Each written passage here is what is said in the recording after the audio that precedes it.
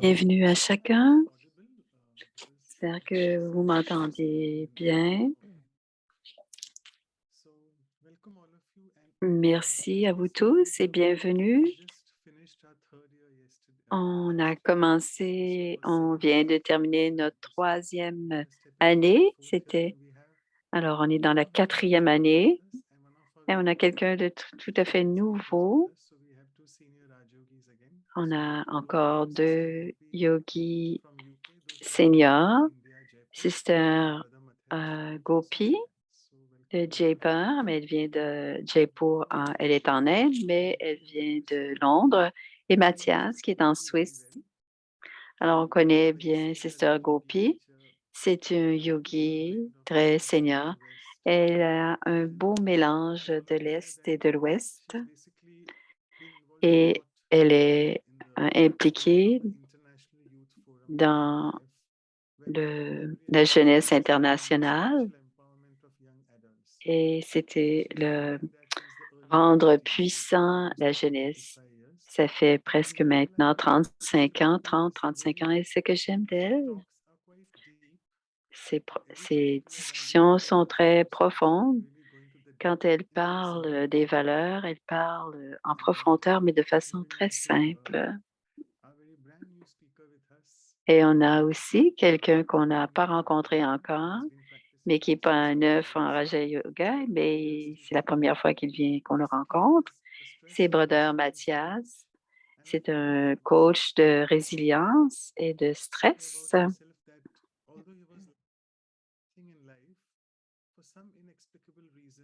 Pour quelques raisons, il avait de moins en moins de bonheur intérieur. Et après s'être promené beaucoup en Asie, il a découvert le Raja Yoga. Il est un principal d'école et il coordonne dans le centre de Zurich et fait partie du groupe des coordonnateurs nationaux en Europe. Bienvenue à vous deux. Et je voudrais vous accueillir par un petit poème. Sister Gopi et le frère Mathias sont en effet spirituellement victorieux. C'est parce que tous les deux excellent dans l'art de l'harmonie. Sur le plan scolaire, leurs carrières ont été très méritoires et leur nom et leur image sont connus à travers l'Europe. Nos faiblesses, parfois, nous font sentir vulnérables et souvent, elles nous épuisent et nous donnent l'impression que c'est laborieux. Nous nous sentons avec l'âme si abattue, déprimée ou en colère parce que le sanskar de la conscience du corps est important. Débarrassons-nous des pensées inutiles qui nous font toujours douter parce que la force de l'autorité toute-puissante est toujours avec nous et c'est ce qui nous fait sentir victorieux. Alors, ils vont certainement mettre beaucoup en lumière cette valeur de la victoire Et Sister Claudia, si elle est là, Sister Anou, d'accueillir Sister Claudia est au Brésil. Elle vient, elle ne pouvait nous voir tout de suite. Elle vient d'arriver au Brésil. Alors, toute l'équipe de tout le monde, tout, tout le monde qui est ici, on vous, on vous donne ces magnifiques fleurs avec 2 roses. C'est pour votre temps ici, des belles couleurs parce que c'est l'automne. Alors, ce sont des couleurs automnales et nous accueillons. Nous avions bien hâte de vous entendre parler de cette victoire d'un point de vue spirituel, donc un dialogue spirituel sur la victoire. Merci beaucoup. Alors, quelques petites règles. Nous avons 5 langues ce matin, donc vous n'avez qu'à cliquer sur les 3 petits points et c'est une conversation qui aura lieu entre Sister Gopi et Mathias. Si vous avez des questions, vous pouvez les envoyer directement à Dr. Manoj et ensuite on aura la conversation, puis des questions et ensuite, merci. Merci pour l'introduction. Merci pour cette chance de partager. Gopi et moi avons pensé que je vais commencer et ensuite Gopi va partager. Alors, voilà, je vais commencer, dit Mathias. C'est une vertu très puissante, la victoire. Qui ne veut pas être victoire dans la vie? Et bien sûr, je regardais ma vie, comment je comprenais la victoire, il était une fois, et comment je comprends la, la, la victoire maintenant. Cela a changé beaucoup, mais quand j'étais jeune, je faisais beaucoup de sport. Et étant donné que je suis suisse, je faisais de la course en ski, des gymnastiques. Je faisais beaucoup de compétitions. Et c'est très clair, qu'est-ce que c'est la victoire dans ce temps-là? C'est ce qu'on veut atteindre et c'est tout à fait extérieur. C'est tout à fait visible pour le monde extérieur. Et c'est ce que je pensais que c'était la victoire. Et la victoire, pour moi, maintenant, c'est très différent. C'est, c'est pas nécessairement, c'est parfois invisible, c'est parfois silencieux et c'est aussi quelque chose de très personnel. Ce n'est pas tellement connecté avec le monde extérieur.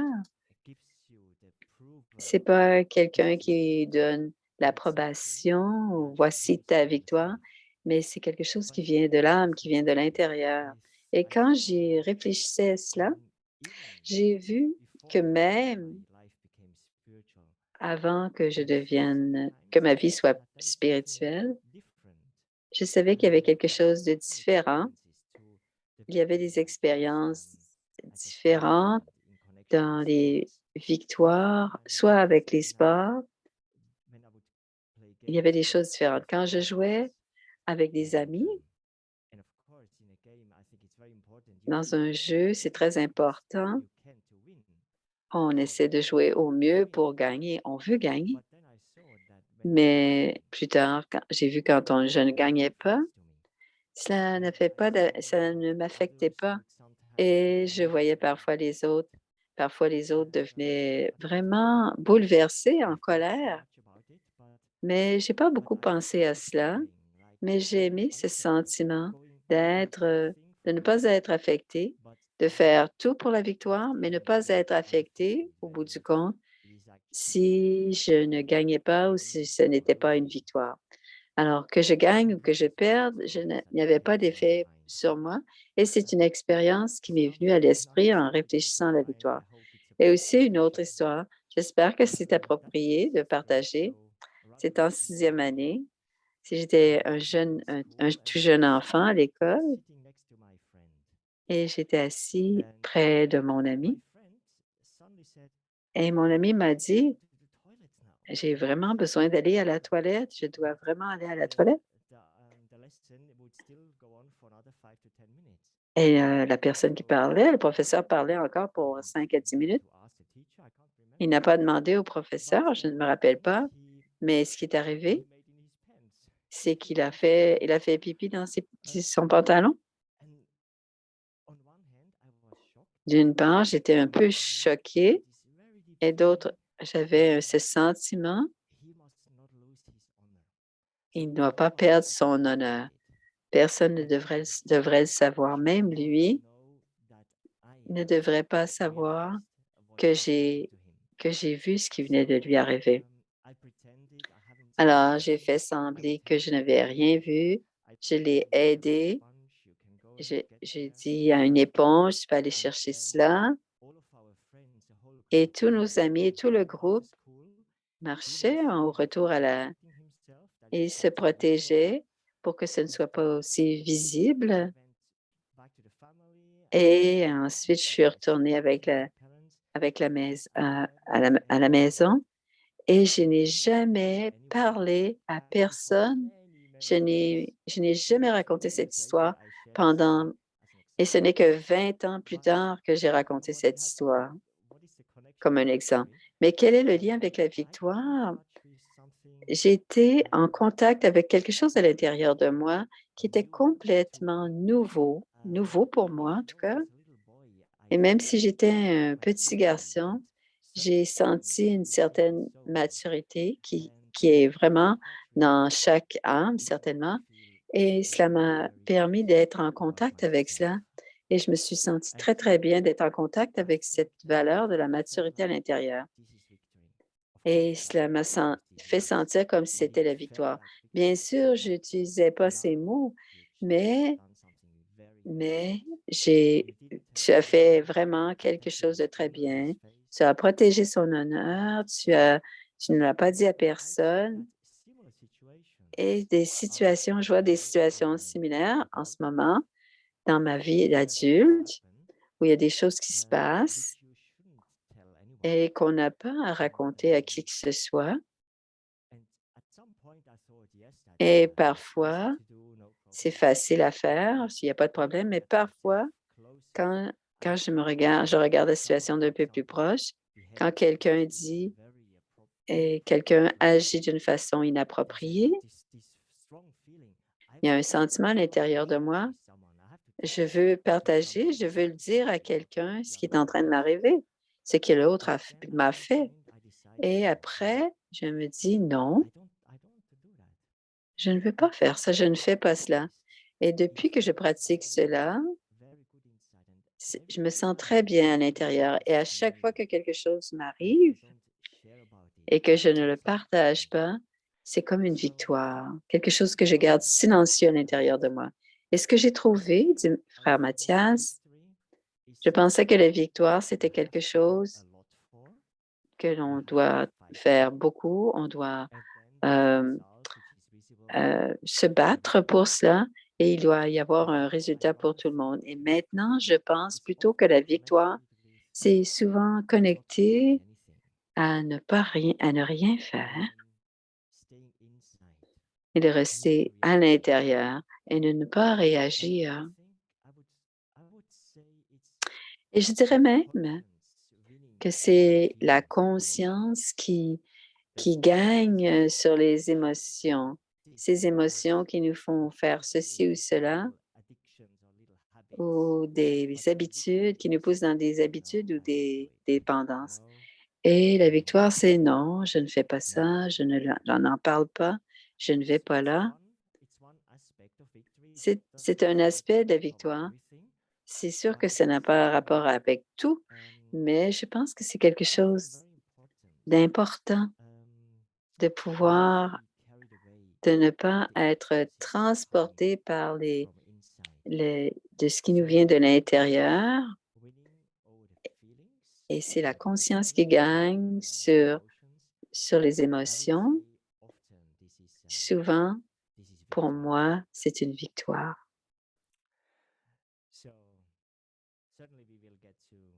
Bien sûr, on va en parler d'autres aspects, mais pour le moment, je vais passer le micro à Sister Gopi qui va nous parler de ses propres réflexions.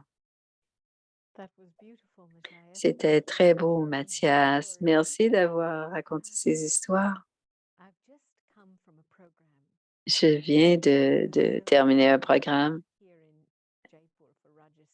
C'est pour c'est réussir à faire progresser en Inde. C'est pour intégrer la spiritualité dans l'éducation, dans le système d'éducation en Inde. Et il nous a eu beaucoup de directeurs d'école et de personnes importantes. Et je pense qu'il est un un ministre en ce moment. Il veut devenir, et c'est un champion olympique. Il a partagé avec nous que le principe dont j'allais parler aujourd'hui sur le sujet. Je vais d'abord vous raconter l'histoire, mais ensuite je vais vous parler du principe. Alors, quand il a été invité, je ne sais pas où, il parlait tellement vite, je ne sais même pas quel jeu ou à quel moment, mais il a été invité. Je ne sais pas où était. C'est pas les dernières Olympiques, c'était les précédents. Alors, c'est un Olympien qui a été invité. Et qu'est-ce que je peux apporter en Inde qui pourrait avoir un sens? Il a apporté une copie de la Bhagavad Gita. Il y a une page, un chapitre dans la Bhagavad Gita qui parle des actions, accomplir des actions, mais ne pas prendre la récompense de cette action. Et c'est quelque chose, c'est là-dessus qu'il a focalisé, parce qu'il a dit, oui, bien sûr, en tant qu'athlète olympique, on a besoin de beaucoup pratiquer. On entend ce dicton de se pratiquer rend parfait. Et un de ses coachs lui a dit, ce qui arrive, c'est quand on fait une bonne pratique qui fait qu'on devient parfait. Mais quand on arrive à ce niveau, qu'on est en train de rendre parfait nos actions et qu'on n'est plus du tout en lien avec le résultat, c'est à ce moment-là que nos efforts deviennent sans effort. Et quand on est déconnecté de tout le résultat, il n'y a aucune possibilité de ne pas réussir. Et à la fin, il a gagné une médaille d'argent. Quand il est revenu en Inde, les médias étaient là, attendaient. Comment est-ce que tu étais quand tu as reçu la médaille d'argent? Il a dit, je n'ai rien senti parce que je ne faisais pas pour la médaille. Je le faisais, c'est juste en train de perfectionner mon action, mon geste. Et quand on pense à la victoire, une grande partie de cette définition de la victoire est liée au résultat. On est en train de faire quelque chose pour quelque chose, c'est la victoire. C'est une façon. Mais inévitablement, ce qui arrive, c'est on s'organise pour être dans le stress et la tension parce que créer un résultat demande ou crée une, une attente très subtile. Et quand cette attention, et quand on dit, c'est là que l'effort devient laborieux. Mais quand on se laisse aller et qu'on ne pense pas et qu'on focalise uniquement sur ce que l'on doit faire et on le fait correctement, en soi, c'est une victoire. Et cela n'a rien à voir avec le résultat. Et pour moi, c'est très important, dit Gopi, parce que ça définit mon pèlerinage spirituel. On a eu plusieurs sœurs aînées et daddies qui nous ont enseigné. Et une des daddies nous disait Marma Chuk Chuk Sik Sik, qui veut dire mourez, mourez, inclinez-vous, inclinez-vous, apprenez, apprenez. Et quand j'entendais ça, je me disais, c'est très vraiment difficile à faire. Et ensuite, je pensais, eh bien, ma victoire, ma victoire, ce n'est pas me prouver. Ma victoire, c'est, ce n'est pas courir après un objectif. Ma victoire est là quand je reste dans le respect du soi. Et ce respect du soi est toujours, peu importe la situation, elle n'est pas dérangée. Mon respect du soi ne doit pas être dérangé, peu importe la situation. Et j'ai été touchée par l'histoire, par Mathéo, de, de ce sentiment intérieur de vouloir garder la dignité de l'autre. On a chacun dans notre cœur, on a tellement une grande bienveillance à l'égard des autres. Alors, c'est devient que notre ADN, on veut donner du bien, de la bienveillance, des bienfaits et élever les autres. Et quand on suit cela, c'est ce qui nous rend notre esprit, notre état d'esprit clair et notre conscience propre. Donc, la victoire spirituelle en tant qu'une valeur, une vertu intérieure, c'est vraiment une victoire sur la conscience de l'intellect, la clarté de l'intellect. Et je me souviens de m'avoir, il y a plusieurs années, quelqu'un m'a dit: «Mais tu es comme ceci, tu es comme cela». Et je suis assise et au début, je me dis: «Mais pourquoi est-ce que tu me dis cela?» C'est ce qui se passait dans ma tête. Et après qu'ils auraient terminé de me parler comme ça, ils sont partis et je suis rentrée dans la situation de la salle de méditation. J'ai mis ça devant Dieu, j'ai dit: «Pourquoi est-ce que je m'ai dit ça?» Et quand j'ai laissé tranquillement décanter le tout, cette âme me voyait dans une lumière très élevée et elle ne pouvait pas me voir autrement. Et parfois, derrière la diffamation ou derrière quelqu'un qui nous insulte, il y a comme un genre de confusion de nous faire des compliments. Il y a des gens qui élèvent d'autres gens et ne veulent plus les voir tomber. Et à ce moment-là, mon intellect a compris que cette âme ne voulait pas ne voulait voir aucune faiblesse en moi. Et finalement, je suis devenue tellement de gratitude envers cette âme. J'ai vu que tu as mon meilleur, que tu as vu quelque chose en moi, que tu as vu quelque chose d'élevé en moi et qui a fait que tu es venu me voir et que tu, peut-être, pour me parler fort et me dire ce que tu avais à me dire pour que je change. Et j'ai eu cette perception subtile qui s'éloigne dans une attirance de la négativité. Tu sais, on est attiré de quelque chose de positif et on se retire de quelque chose. Mais c'est aussi une attirance, mais on se retire, mais de ces jeux de négativité et de positif. Et quelqu'un me fait un compliment négatif, quelqu'un, je me retire parce que la personne m'a dit des mauvaises choses. Mais c'est l'idée de voir au-delà de cette attirance, de ce qui est en train de se passer.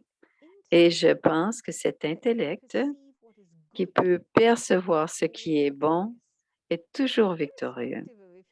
Bien sûr, si peut-être qu'on peut avoir l'air d'être humble, de dire oui tout le temps, de s'incliner au monde. Dans le monde, on pense qu'on est un «Ah, mais vous avez gardé votre dignité, votre respect du soi». Alors, s'incliner tout ça aux yeux des autres, ça peut avoir l'air de comme si on était un paillasson. Mais en fait, on a gardé notre dignité et notre respect du soi et c'est une façon de percevoir la victoire et c'est basé beaucoup sur prouver quelque chose à quelqu'un ou au monde. Mais quand je reçois quelque chose Et quand je reçois quelque chose, ça veut dire que je vaux quelque chose. Donc, à la base, la victoire, c'est d'accomplir quelque chose en vue d'un objectif. Mais quand on parle de la victoire spirituelle, c'est vraiment basé sur la dernière. Combien de temps j'ai pu garder ma patience et ma victoire? Combien de temps j'ai pu garder aimant, peu importe ce qui se passait ou ce qui se disait ou ce qui se passait dans une relation difficile. Et c'est ce pouvoir de pouvoir rester qui vient de l'intérieur, de ma dharna, de l'intérieur, qui me permet de rester victorieux à un niveau subtil. Alors, une âme complètement victorieuse est allée au-delà de l'ego parce que ça n'a plus rien à voir avec l'ego. Et je me disais, à un niveau très, très profond, être en mesure d'être dans la neutralité dans toute situation, c'est vraiment une victoire. On n'est pas affecté par ces sentiments de changement. On n'est pas attiré ou dérangé et cela nous permet à notre foi de rester très focalisé et déterminé. Parce qu'à ce moment-là, quand on se laisse déranger par nos émotions, on joue des jeux, on joue à des jeux et on se compromet et on compromet nos propres valeurs, notre propre intégrité.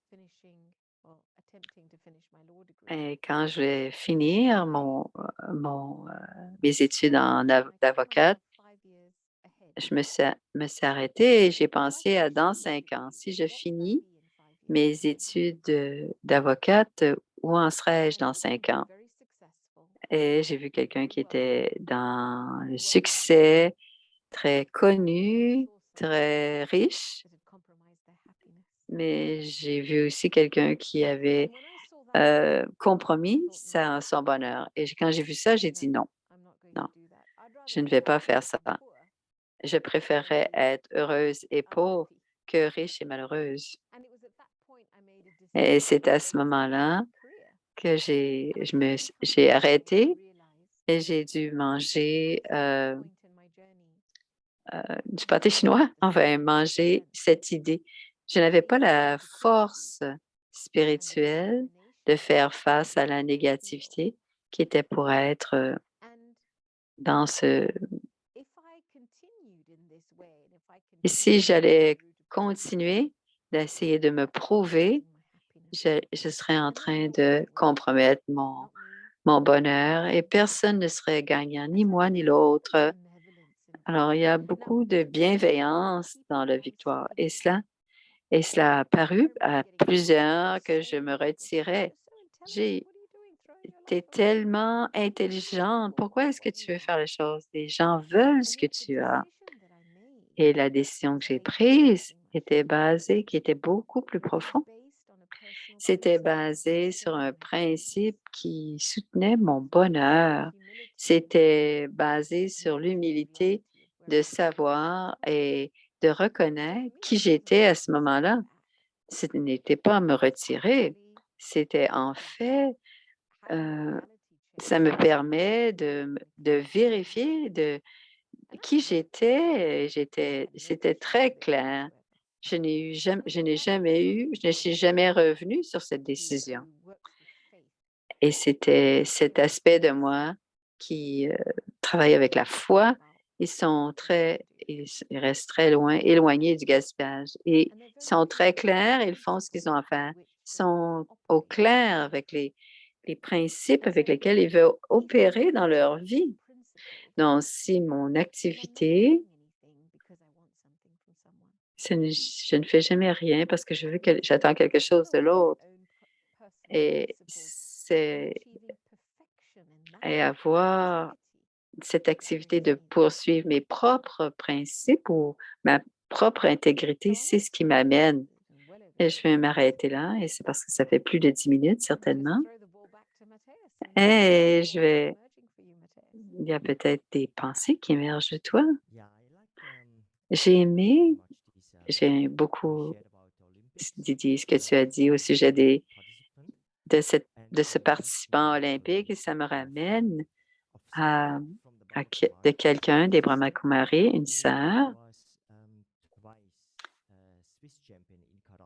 qui a été 2 fois championne olympique en karaté. Elle a fait du karaté à 30 ans seulement. Elle est devenue Elle est très petite et les gens disaient: «Tu es trop petite, tu ne pourras jamais réussir en karaté».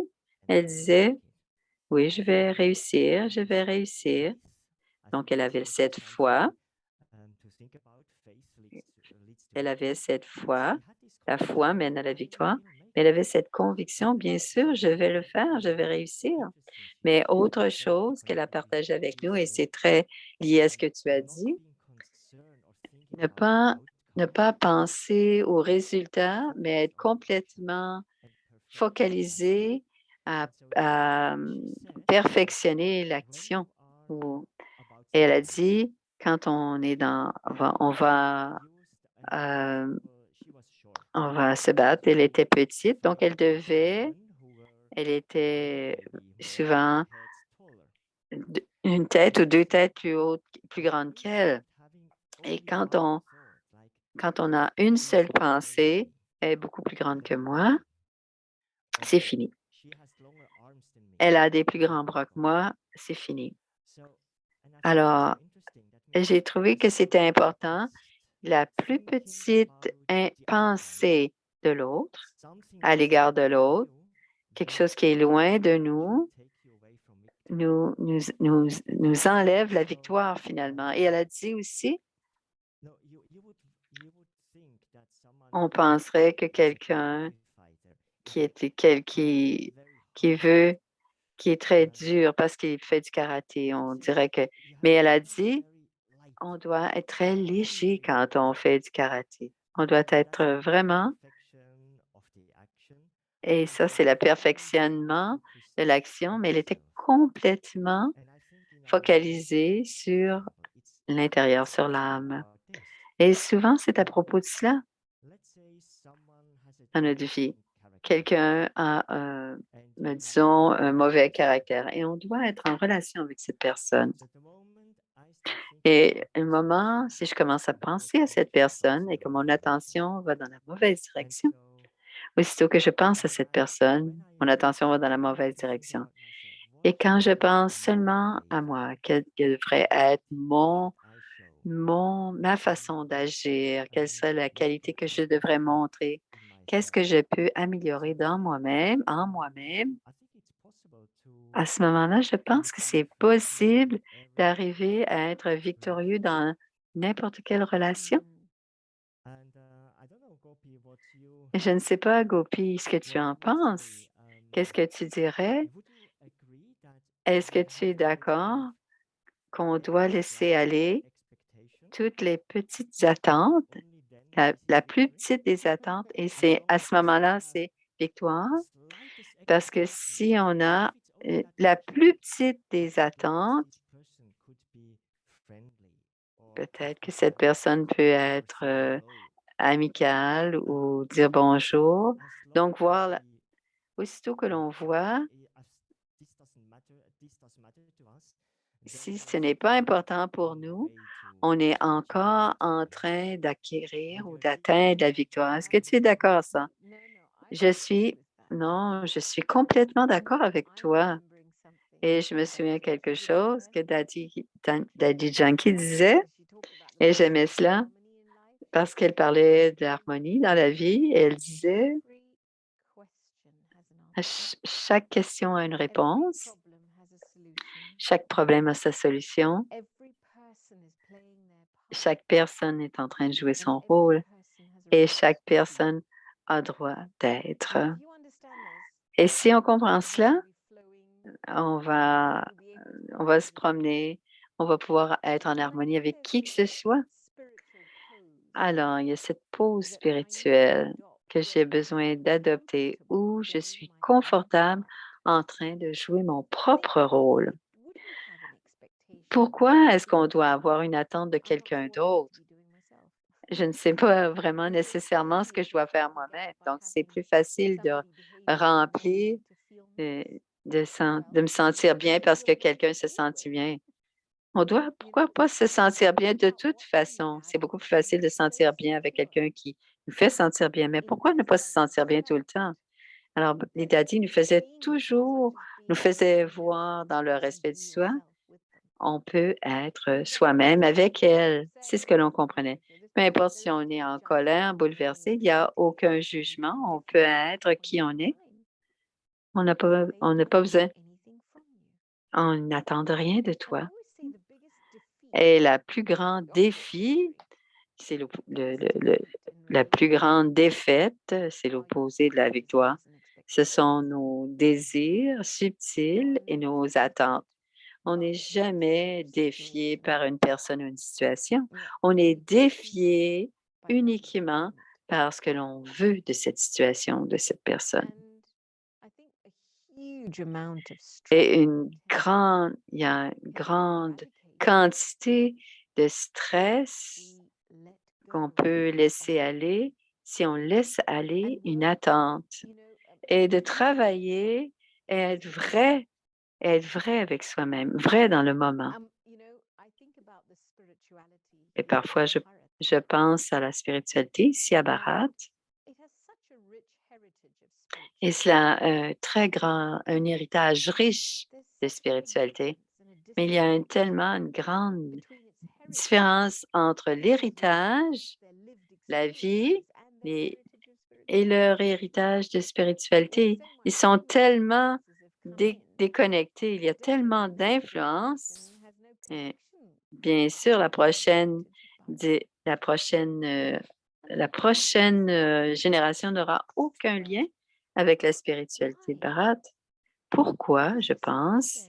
C'est Parce que jusqu'à un certain point, la spiritualité est c'est comme le moyen. On va au temple, on prie à Dieu, on fait des rituels, on tourne autour des déités pour recevoir du succès dans notre travail, pour avoir un bon travail, pour avoir de l'argent, pour s'entendre avec notre famille. Il y a toujours un prix à cette expression de la spiritualité et rarement ça vient d'un endroit de pureté et de reconnaissance. C'est toujours le but pour atteindre quelque chose. Et on ne peut pas être victorieux. On développe, on développe une business de donner, prendre, donner, prendre. On est dans la défaite et la victoire, la défaite et la victoire. Donc, je pense, dit Gopi, que pour moi, c'est très important de, de perdre cette idée d'être dans l'attente. Et la patience joue un très grand rôle. Et quand je suis patiente, quand j'ai de la patience, la foi dans l'intellect, la clarté de l'intellect, la sagesse fonctionne pour moi. Et un petit exemple de cela, je suis arrivée à Heathrow, c'est-à-dire à l'aéroport, et c'était la grève des gens qui, bien sûr, je passais à l'immigration rapidement, puis je suis arrivée au carrousel des bagages, et c'était la grève des gens et après 5 minutes, il y a personne nous disait, mais il disait qu'il y a une grève pour les gens qui manipulent les bagages. Après 3/4 d'heure d'attente, je sentais l'atmosphère dans le groupe et tout ça devenait de plus en plus mal à l'aise parce que les gens attendaient et les gens attendaient et ils étaient dans l'expectative. Et tout d'un coup, je me suis posé la question moi-même, quand est-ce que les bagages vont arriver? Je me dis, Gopi, tu n'as aucun contrôle sur cette situation. Les bagages viendront quand ils seront là. Les pauvres, ils ont peut-être quelques-uns parce qu'il y a une grande grève, Donc, envoie-leur de bons souhaits, soit et j'ai changé tout de suite de cet état d'être dans l'expectative et d'être bienveillant. Si je ne peux pas les aider physiquement, je peux certainement leur envoyer des bons souhaits parce que personne ne va apprécier ce qu'ils vont avoir fait de toute façon. Donc, j'attendais, j'étais très paisible, patiente et quelqu'un a discuté avec moi et le temps a passé si vite et les bagages sont arrivés. Mais j'ai utilisé mon temps à bon escient et je suis pas partie avec cette mémoire. J'ai tellement attendu longtemps pour mes bagages. J'ai dit, j'ai quelqu'un arrive à l'auto et on dit, mais j'ai dit, je dis, ah, on a attendu si longtemps. Mais ce sont toutes ces choses-là qui nous font permettre de inventer des histoires, mais tous ces petits moments, ce sont des victoires. Et tous les moments de notre vie sont utilisés pour le mieux. Est-ce que cela a du sens? Je pense que c'est tout à fait quelque chose aussi, un résultat de réflexion, de victoire. Ça n'a rien à voir avec quelque chose de gros que l'on veut arriver à faire. C'est en lien avec chacun des moments dans la vie. Est-ce que chacun des moments est victorieux ou pas? C'est une belle pensée quand on peut penser que la victoire est là à chaque instant. Parfois, il y a une défaite, mais c'est aussi, mais on se lève et on continue. Et comme tu dis, ce sont tous des petits moments, comme aujourd'hui. Je pourrais raconter plusieurs expériences où je n'ai pas expérimenté la victoire, mais c'est mais, mais c'est plus inspirant quand on a des victoires. Il y a 3 heures, j'ai été piquée par une guêpe. J'ai été invitée pour un beau lunch et je suis allée et elle a dit, il y a des guêpes et, et il y a une guêpe qui est venue directement à moi et qui m'a piquée. Mais ce que j'ai aimé,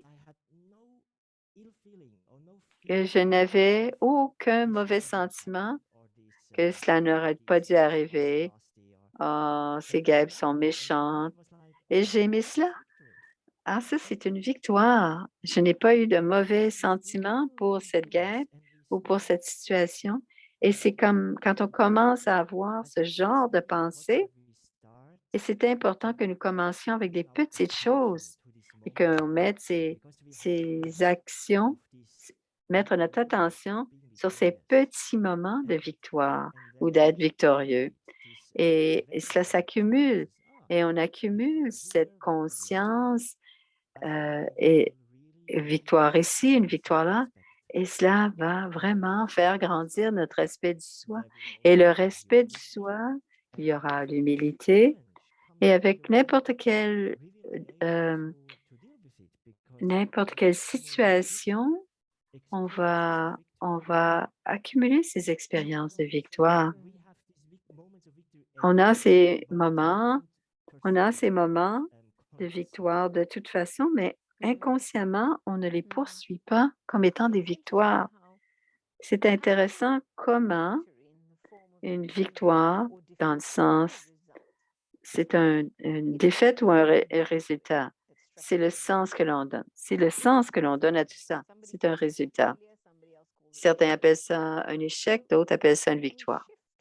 Mais quand on s'éloigne de cela, quand on est en lien juste avec le d'être conscient du corps, conscient de la victoire ou conscient de l'action, on doit vraiment rester au-delà et de ne pas se laisser déranger dans notre propre éternité en tant qu'âme.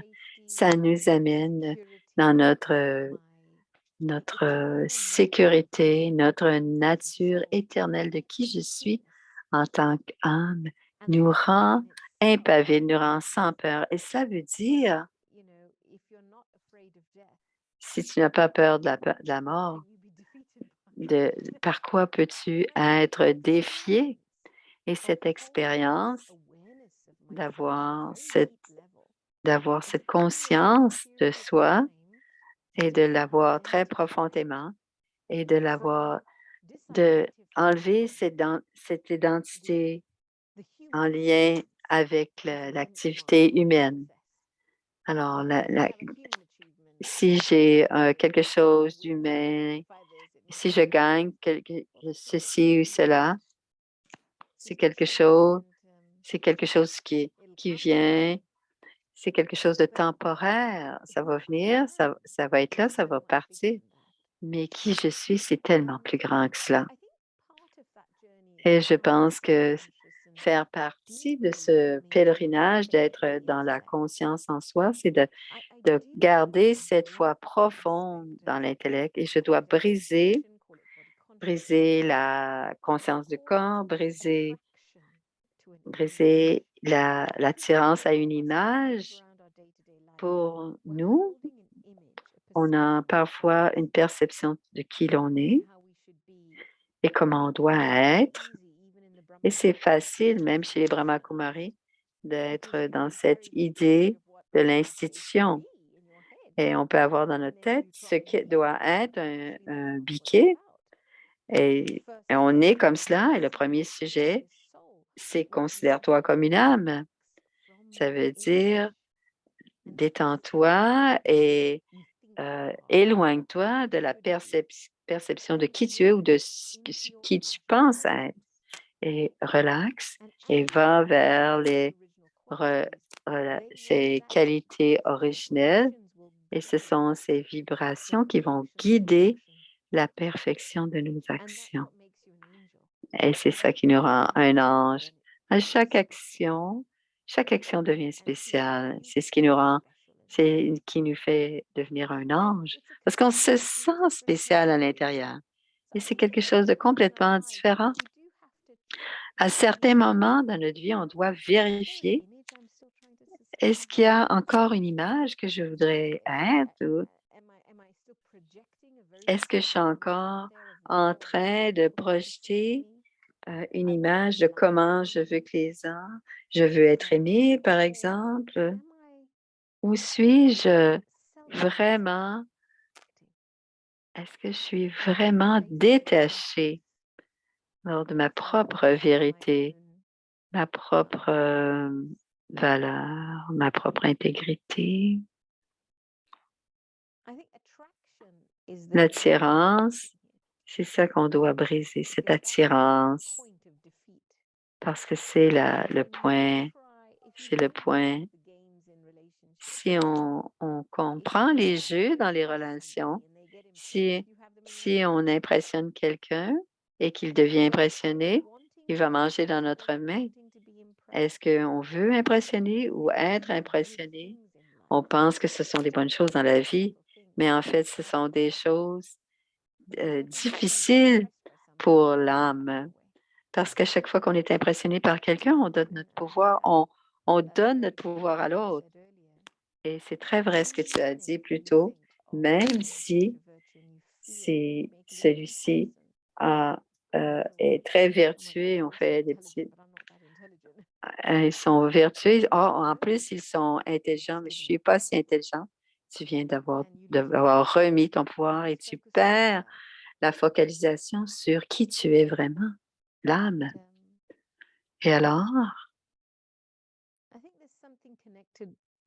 il y a quelque chose de connecté à quand on est vraiment l'âme, on peut demeurer humble. Et quand je dis humble, tu connais ta place, tu connais la place en toi-même et tu connais la place dans le monde. Tu ne peux pas rien contrôler, tu ne peux pas tout contrôler, mais il y a des forces bienveillantes et plus grandes que toi. Et tu apprends des événements, des situations de l'être suprême. Une, une personne humble sait toujours comment prendre de l'aide. Ça ne veut pas dire qu'on est défié parce qu'on prend de l'aide. J'ai aimé ce que tu as dit retrouver des qualités originelles. Ce que tu as décrit, cette attirance ou vouloir être vu d'une certaine manière ou garder une image que j'ai moi-même créée, mais c'est comme une image qui n'est pas tout à fait moi, mais ça prend beaucoup d'efforts pour garder cette image et et parler à partir de cette image que j'ai créée, mais laisser aller cela, les attentes des autres. Oui, cette façon dont je suis perçue, les attentes, à être célèbre, la célébrité, honorer la célébrité, c'est vraiment très subtil et on veut encore être reconnu. Et je sens des traces d'être reconnu, mais ça, c'est la victoire. D'une part, ne pas ce que les autres pensent de moi. Bien sûr, être connecté constamment, être la meilleure version que je suis ou de qui je suis, mais, ne pas, ne pas ne être ouvert aux signes, c'est quelque chose. Je dois travailler là-dessus et cela aussi, c'est une victoire, être ouvert au changement. Je pense vraiment que la victoire, ça ne vient pas seul. La victoire vient dans une situation quand je peux maintenir ma dignité, c'est une victoire. Dans une autre situation, quand je peux rester contenté dans le contentement, c'est la victoire aussi. Si je peux rester respectueux envers quelqu'un, peu importe comment la personne me traite, et je peux encore et demeurer respectueux envers moi-même et envers l'autre, c'est une victoire. La victoire ne vient pas seule. Il y a plein de j'ai la victoire par elle-même, ce n'est pas et la victoire est toujours accompagnée. C'est une expression de nos valeurs, de notre dignité. Le le vice-chancelier est venu, elle a raconté une belle histoire. Il y avait un feu quelque part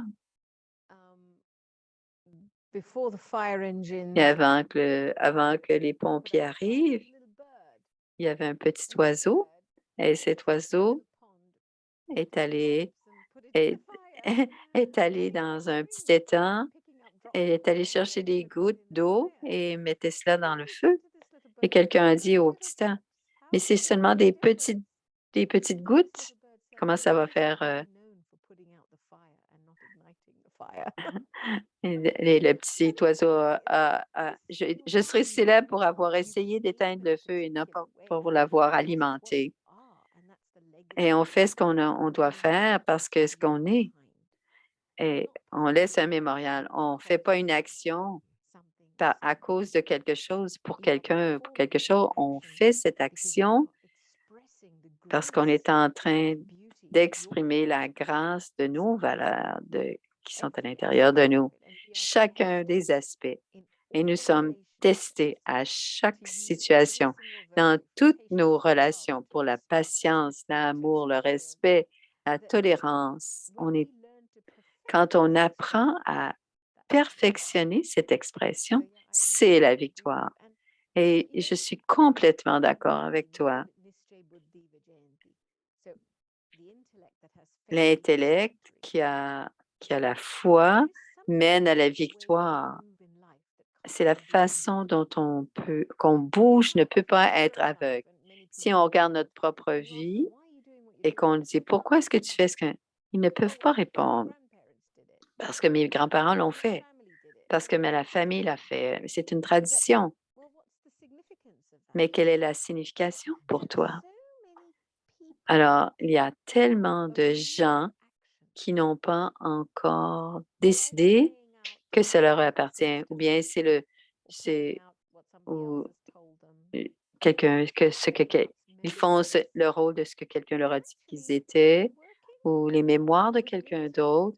Et quand on fonctionne avec un intellect clair ou une compréhension claire, tu sais pourquoi tu fais quelque chose et tu as fait un choix de le faire. Alors, ce n'est pas parce que tu as une émotion et tu le fais et que ça t'emporte et tout le monde fait la même chose.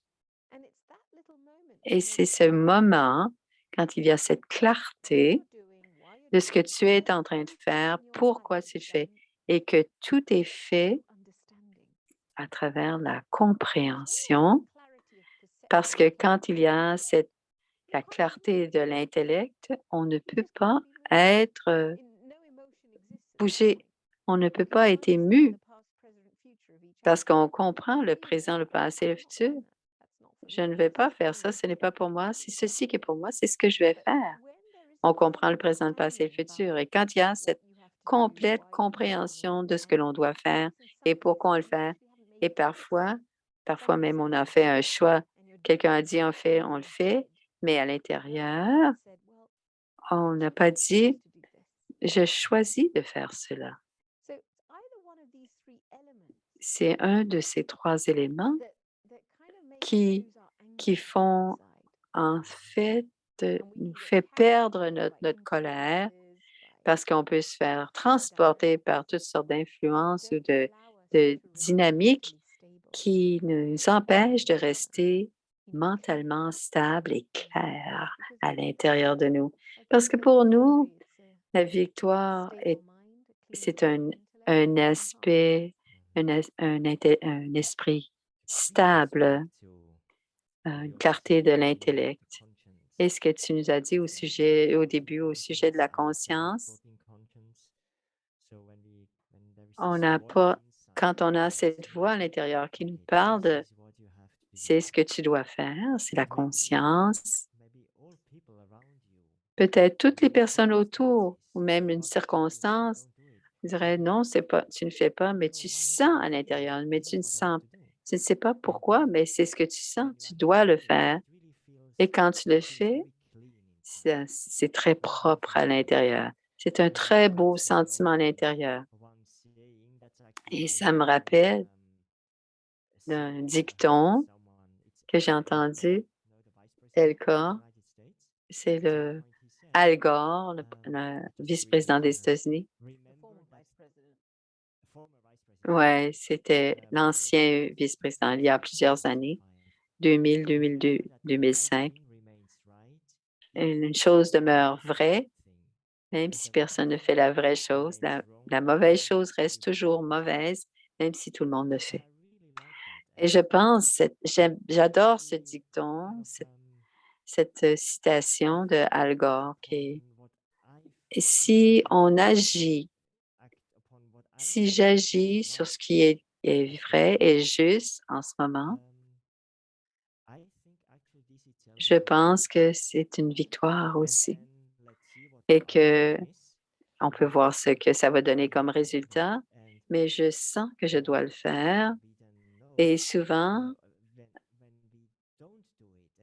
quand on ne le fait pas et qu'après ça, et on va être replacé au même endroit et je me rends compte, je savais que j'aurais dû le faire, mais je n'ai pas eu le courage de le faire ou j'étais influencée par les autres.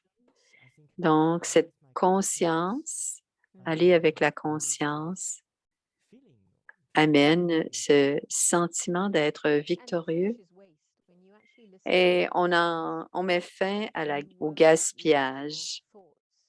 On ne pourra pas laisser les pensées toucher à notre conscience, va nous informer de ce que l'on doit faire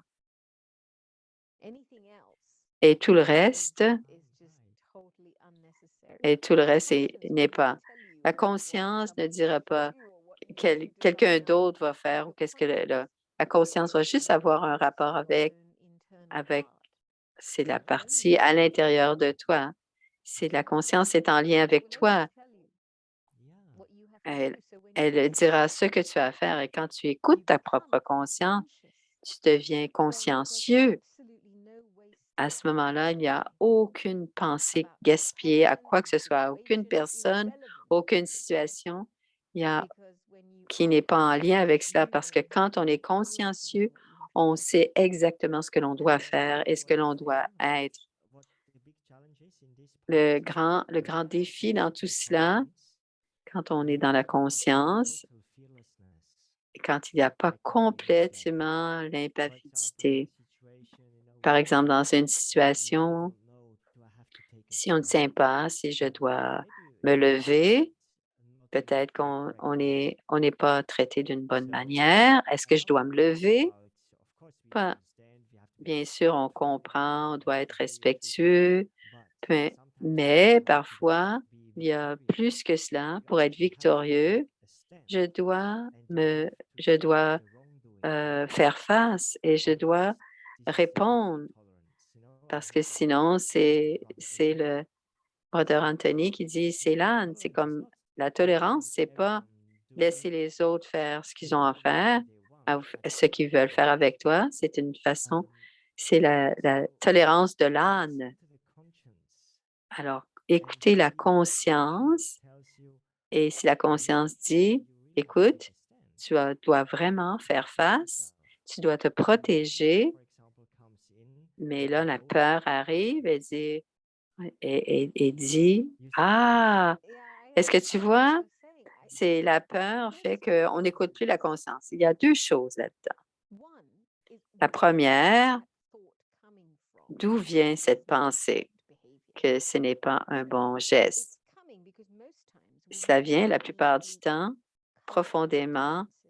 On a ce qu'une culture pense, d'autres pensent que ce n'est pas respectueux et ces sensibilités intellectuelles, qui est un genre de conscience du corps, fait de nous des gens très subtilement, euh, on fait des jugements très, très subtils. Parce que si je suis dans la conscience d'âme que ce qu'ils disent, je n'ai jamais besoin de penser que ce n'est pas correct.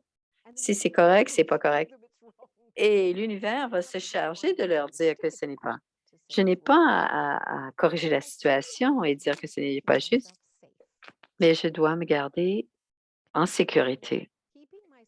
Et me garder en sécurité veut dire que je dois dire qu'une distance doit être maintenue.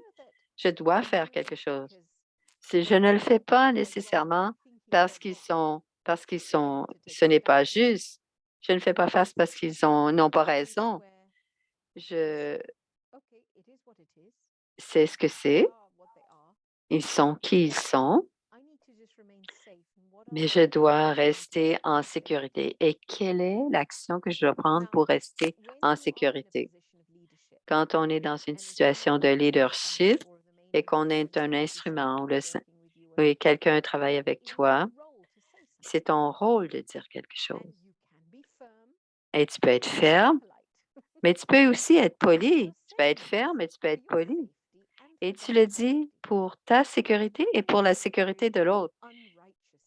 Donc, ça vient d'un lieu qui n'est pas euh, où on veut avoir raison, mais c'est un lieu de droiture. Et la partie sérieuse, c'est quand on est profondément en conscience qu'on est une âme. On n'a même pas une seule pensée que ce n'est pas, que c'est vrai ou c'est pas. Ce qui est faux est faux. On n'a pas besoin d'avoir une autre pensée pour dire, ah ben non, ça va pas. Mais ce que tu dois faire, c'est apprendre à garder ton esprit et ton intellect en sécurité. Et les actions que tu dois prendre, tu dois faire, tu dois pouvoir les faire. On doit être vraiment plus gracieux quand on est en train de créer la sécurité. On est beaucoup plus gracieux dans notre expression que si on est en lieu de droiture subtile, de vouloir avoir raison. Quelqu'un est en train de faire quelque chose Mais la mauvaise chose, prochaine chose qui est mauvaise, c'est que je pense qu'ils font quelque chose de mal. Et à chaque fois que cette pensée me met dans une position où je vais vouloir avoir raison. Et c'est quand je veux avoir raison, ça ne va plus. Il n'y a aucune expression qui va fonctionner. On ne peut pas toucher le cœur de quelqu'un si on essaie de d'avoir raison. Donc, alors, nos sensibilités culturelles ne doivent pas être touchées. C'était très, très belle ajout. Manoj, est-ce qu'il y a autre chose à ajouter, Manoj? Je pense on a passé. C'est parfait. Ça me rappelle, quand je vous écoutais, de toutes les conversations sur la victoire. Tout est intérieur et tout ce qui est extérieur, c'est quelqu'un, quelque chose, c'est avoir la victoire sur les propres. Je suis à Calcutta, dans l'est de l'Inde. Il y a un festival aujourd'hui, c'est le Puja. C'est la victoire de Durga, la victoire de la victoire. Comme vous avez dit, vous avez parlé de patience, tolérance, tous ces vertus à l'intérieur, je dois les sentir. Et le festival dans 10 jours, c'est Dashmi, c'est les 10 jours dans la dévotion. Alors, ils célèbrent cette victoire et ils brûlent le gros Ravan. Et pour les deux qui sont nouveaux au Raja Yoga,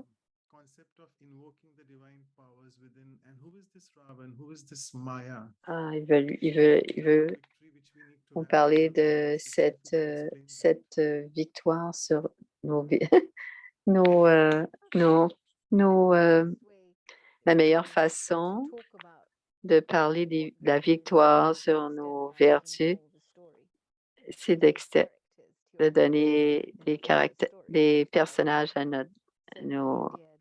En India, il y a toujours cette histoire du Ramayana, les conquêtes, les attirances, l'attirance qui a amené, comment il est allé la rechercher, la femme de Rama, comment réclamer le royaume et tout ça.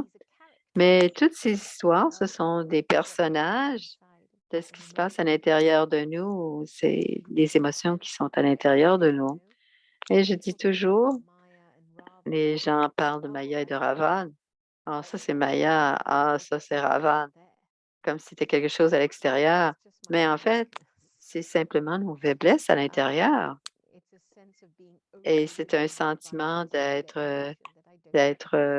on n'est pas, on dit c'est Maya et c'est une émotion pour laquelle je ne réussis pas à contrôler.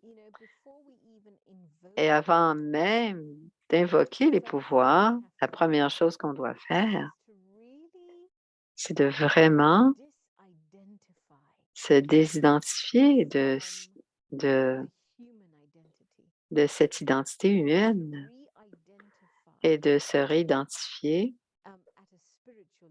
à un niveau spirituel dans la connexion avec l'âme suprême. Si je peux m'asseoir et que je peux me laisser aller ou devenir dans cette conscience que je suis une âme et me retirer du costume du corps et d'aller en silence, être connecté à l'âme suprême, plus je suis absorbée dans cette connexion à l'âme suprême, j'appartiens à l'âme suprême et l'âme suprême m'appartient. C'est une connexion éternelle et impérissable. Une connexion éternelle et impérissable. Et se réidentifier en tant qu'enfant de Dieu est la première chose à faire parce que c'est ce qui fait qu'on est on va recevoir toutes les vertus et les je ne peux pas invoquer des je ne peux pas invoquer des sentiments spirituels ou des pouvoirs spirituels dans l'identité du corps parce que les le pouvoir, le transfert des pouvoirs se fait quand il y a la foi. Donc je dois aller aux racines de mon identité spirituelle et ces jours sont très importants parce que bientôt c'est Navratri. C'est les 9 nuits des godesses. Les gens vont faire beaucoup de choses à ce moment-là. Les augures sont bons et pour avoir de la méditation ces jours-là. Et la première chose pour notre méditation, je suis une âme, je suis l'enfant du suprême. J'appartiens à l'unique et l'unique m'appartient. Et rester dans cette conscience jusqu'au moment où on est convaincu que qui je suis et c'est celui à qui j'appartiens. Et à partir de ce moment-là, vous continuez à construire un pont pour recevoir le pouvoir dans tout ce qu'on a à faire. Merci. La prochaine question à Mathias. Comment comprendre l'aspect de gagner la course? Comment gagner la course? Ce n'est pas connecté avec ce que j'ai dit au début. La course spirituelle ou le pèlerinage spirituel, nous sommes vraiment dans une course avec nous-mêmes. On ne fait pas la course des uns contre les autres. C'est comme l'image que j'ai à l'intérieur de moi, dans mon esprit. Chacun est sur sa propre échelle et on peut visualiser l'humanité, 9 milliards d'âmes, 9 milliards d'âmes. Chacun est sur son échelle et chacun, à sa manière, peut grimper l'échelle. Et je grimpe sur l'échelle et c'est ma propre course. Jusqu'où puis-je monter? Et si l'autre, si mon voisin monte plus haut que moi, c'est bon pour moi. Ça me donne une possibilité. Je peux continuer. Je vais m'inspirer. Cet homme monte plus haut. Mais ce n'est pas parce que je perds, parce que quelqu'un me dépasse. Et ceci est l'aspect le plus important que l'on doit saisir et corriger dans notre conscience. Souvent, nous pensons quand quelqu'un va devant, je vais perdre parce que la personne me dépasse, mais ce n'est pas vrai. Chacun est sur sa propre échelle. L'autre monte. Très bien.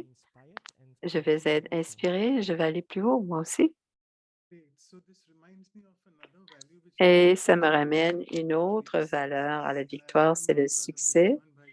Et Bridge Mohan avait parlé du succès, je pense quelque chose comme le 50e. Quelle est la différence entre le succès et la victoire? Peut-être Gopi, à brûle-pourpoint.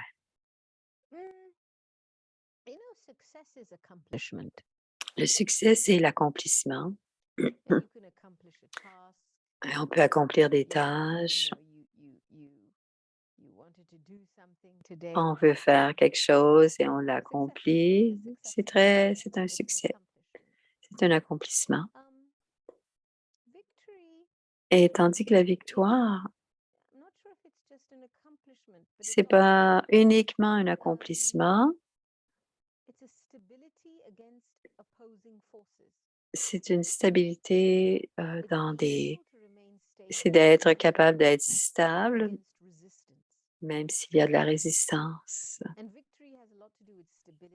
Et la victoire est beaucoup en lien avec demeurer inébranlable. Ça n'a rien à voir. C'est moins l'idée de faire, mais plus l'idée d'être stable, d'être un être stable devant la résistance ou l'opposition. Okay, great. So thank you. I'll just take one more question in the interest Et of une dernière question, it's a saying and there's a question related to that. So the saying c'est un, is that obstacles are les challenges for obstacles winners, sont excuses for losers. I'll les, repeat. Obstacles les are challenges obstacles for sont winners, des excuses défis pour for les losers. gagnants et Means des the question excuses pour related les is that perdants. if I am not getting any obstacles in my Si je n'ai spiritual pas life, aucun obstacle dans ma vie I'll spirituelle, repeat, if I'm not getting any si je obstacles n'ai in my aucun spiritual life, obstacle dans ma vie does that spirituelle, mean I am not est-ce que moving ça veut forward? dire que je n'avance pas? That's a good one. C'est une bonne Maybe question. Ben, check it out. est-ce que je peux en parler? Oui, vas-y. You add then what you feel. I think if there is no challenges S'il n'y a pas in my de spiritual life, défi dans ma vie maybe spirituelle, I'm stuck in peut-être a que je comfort suis zone. coincé dans une zone de confort. Peut-être que je suis coincé, But mais it could be non, that I'm just peut-être continue to aussi do whatever I que, have been que doing. je continue à faire ce que je fais depuis longtemps. Il n'y a pas grand-chose qui se passe. But also don't stay Je, quiet. je ne, So maybe je it's a n'observe sign that pas, I je can recule pas. pause and Peut-être que je quickly peux prendre une reflect pause, c'est un signe, et que je on peux réfléchir what could be the next step on my quelle devrait on my être la spiritual prochaine journey. étape sur mon chemin And spirituel. I don't mean that Et je ne veux we pas need to dire be que l'on always doit active être toujours outside actif, this and that. en train de faire But ceci ou cela, if I don't experience mais any si je inner challenges, n'expérimente then aucun maybe I défi don't intérieur, expose myself to peut-être que je situations ne where the m'expose pas à challenges des could actually situations arise. où les défis So what do you think pourraient about that? arriver et je ne les I connais pas. remember Je me Sister souviens, Jayanti Sister Jayanti, once saying that elle a dit une I haven't fois, seen anyone je really n'ai jamais transform vu me who personne me doesn't have an transformer angel with some spiritual qui, friends, spiritual qui a family. eu des amis I spirituels. haven't seen anyone really Je n'ai transform me jamais vu because you don't get to know what qui me is inside. transforme parce qu'on ne So it sait could pas feel qu'est-ce qui est à that you l'intérieur. go, aha, I have to Si work on on ne that. touche pas à So l'intérieur, on ne peut pas savoir comment le it's travailler. it's Alors, Jayanti disait, je n'ai pas vu happening in my personne qui n'est pas spiritual lié journey. à la spiritualité qui m'a fait Sometimes I'm changer. quite happy when there's no challenges. Parfois, je suis très content quand il n'y a pas de défi, mais je pense, je suis d'accord. C'est Yes. bien de prendre un petit repos, mais je n'invoquerai pas les obstacles. Pour moi, quand je suis profondément dans la contemplation de qu'est-ce que c'est une vie véritable et que je fais prendre des décisions pour être véritable, je suis régulièrement testée là-dessus. Et c'est comme ça que ça fonctionne pour moi. Et, et si parfois j'ai été négligente dans mes efforts, il y a un obstacle qui est créé. On pense que les obstacles, c'est une façon de faire des efforts. Ce ne sont pas ça. Peut-être que c'est le résultat parfois de la négligence auquel on doit faire face. Mais quand il y a on soutient une contemplation profonde à l'intérieur, de raffiner à quoi on ressemble quand on est l'incarnation de la pureté, de la vérité, et que tu prends des décisions pour devenir ça dans la vie. Bien sûr qu'il y aura des tests, il y aura des examens, des tests. Just one last principle, the last question in the form Et of la a dernière spiritual principle, question, which is un from Brahma principe Kumaris. You spirituel talked about Brahma faith Kumaris, leading to victory. So even la if I am foi in any qui place mène à and la I just victoire. feel just one single thought of doubt, Et am I si je fais defeated at that point itself? un tout petit doute, est-ce que je vais être défiée? It's Murphy's law, right?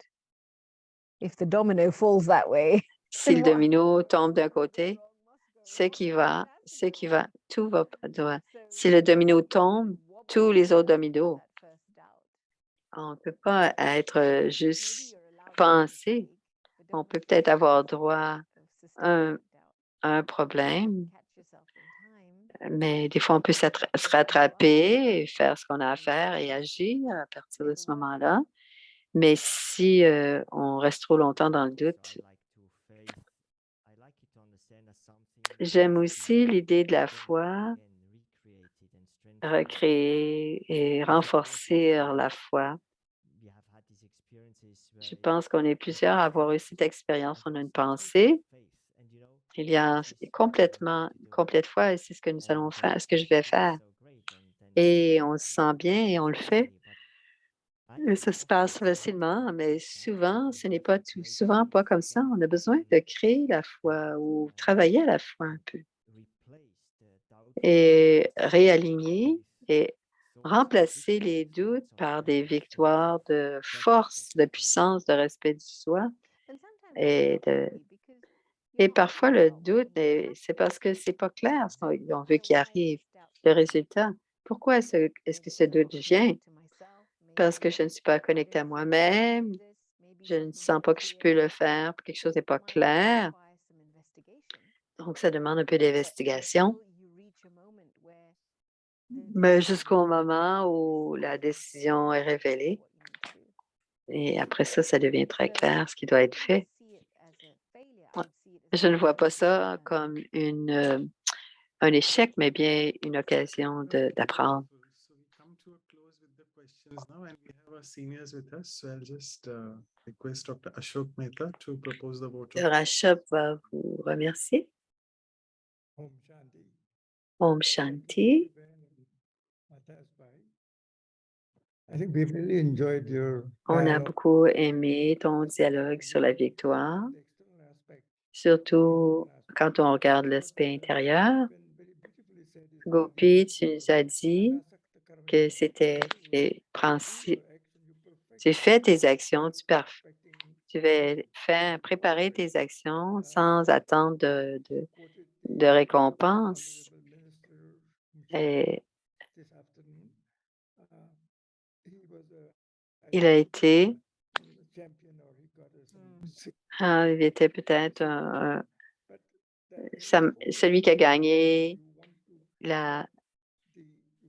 celui qui a gagné la médaille d'argent. Alors, on veut faire le travail parfaitement et la victoire va aller avec cela. Plus l'action est faite parfaitement, plus il y a la victoire. Et je pense que c'est très intéressant. Et je viens de voir un jeu de cricket et l'Inde a gagné contre le Pakistan. Il y avait au moins 100 000 personnes qui étaient contentes. Et c'est notre façon ordinaire de regarder la victoire. Il y avait 30 millions de personnes qui regardaient à la télévision. Something we are totally disconnect from our internal victory, which we have been talking as a spirit. Alors, bien sûr, on a regardé la victoire. The level of our intellect, and rather than in the real life scenario which we see, whether it's in a war between two Alors, il y a toutes sortes de scénarios dans la société.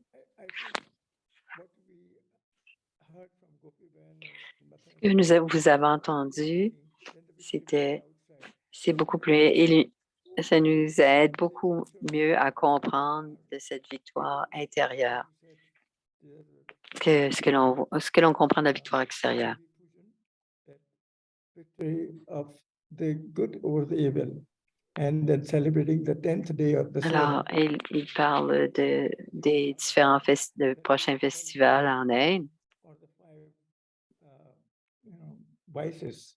So I think victory over the vices is more important to us. C'est plus important d'avoir la victoire sur les vices The games that we play, que les jeux que l'on joue à l'extérieur the competition that we enter et les compétitions.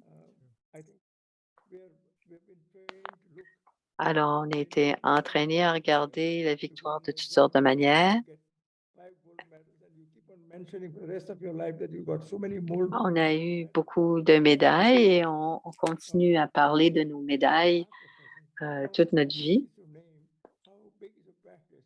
Et comment est un nom, comment grow une pratique ou une carrière ou les titres même. Alors, il parle de toutes les identités humaines dont Gopi a parlé pendant sa discussion. Alors, le succès et la victoire dans le monde, du monde physique. Alors, il y a le succès et la victoire d'un point de vue extérieur, mais il y a aussi la victoire d'un point de vue intérieur. Merci beaucoup, Gopi. Merci, Mathias. Merci à vous deux. Merci à Ashok Bhai. Thank you, Dr. Okay, so if I can just request Sister Anu to do the quick announcements, take the photograph. Alors, Anu va faire maintenant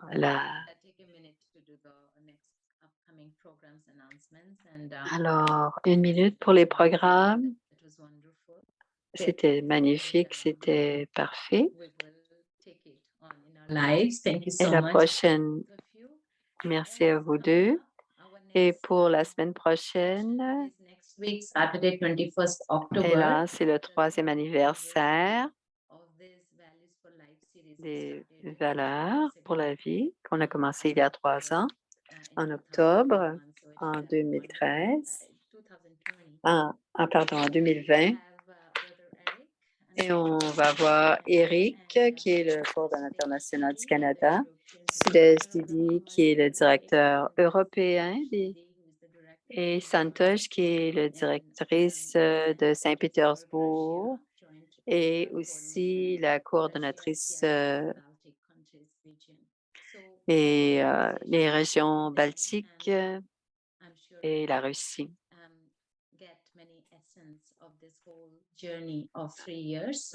Alors, on aura, alors si vous voulez venir nous rencontrer, et avec chaque, il y a un workshop, un atelier, pardon.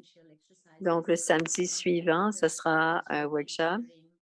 Alors, il y aura quelqu'un qui va venir partager avec nous, Judy Johnson, Éric Lerest et Sister Luciana.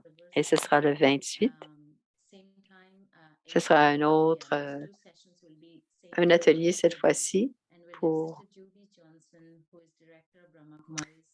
Atlantic Canada, and Sister Luciana, National Coordinator, et, Brazil. Again, Brother Eric will. Et Eric du Canada va animer la conversation. Et vous allez avoir plus d'informations sur les sites, alors Vyasa et Vancouver aussi, Brahma Kumari. Donc, et ce que vous avez vu et entendu aujourd'hui, ce sont les lieux. Alors, omshanti.tk, playlist, English. Alors, on va prendre une photo. To make this moment memorial, yes. So I get everybody's cameras on.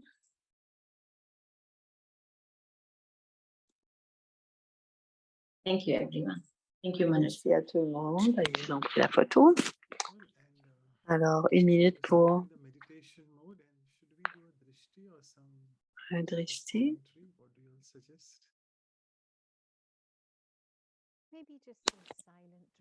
Peut-être un drishti, beaucoup de silence pour terminer. Om Shanti à tous.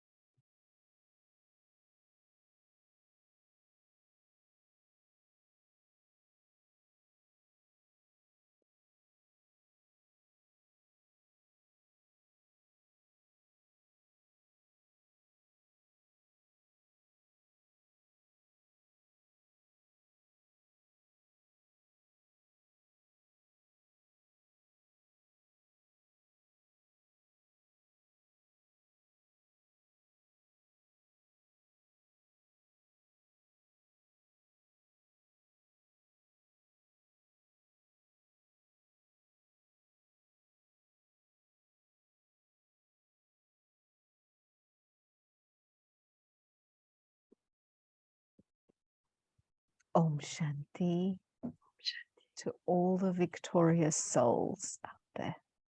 Shanti. So thank you so much for your words of Thank wisdom. Anya. you.